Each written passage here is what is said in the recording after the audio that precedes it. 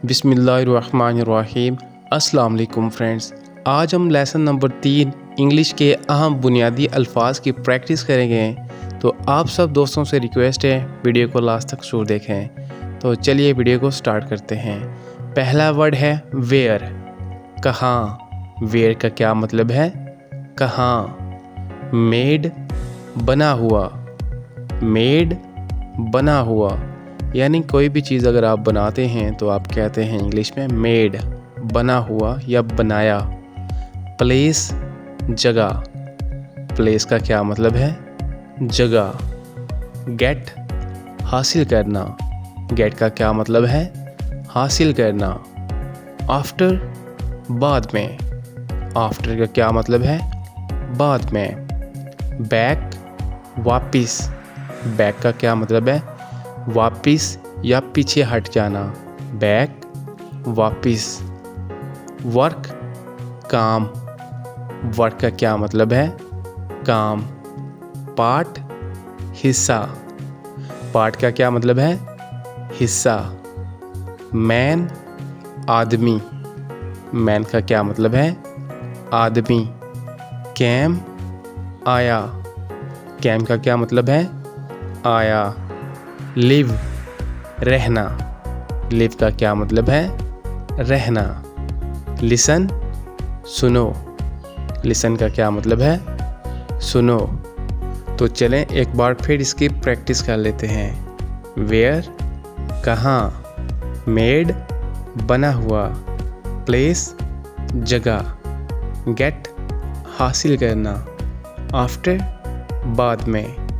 Back, वापिस। Work, काम।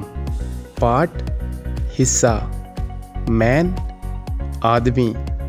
Cam, आया। लिव, रहना। लिसन, सुनो। अंडर, नीचे। अंडर का क्या मतलब होता है? नीचे या अंदर की तरफ, तो हम बोलेंगे अंडर। नेम, नाम। नेम का क्या मतलब है? नाम।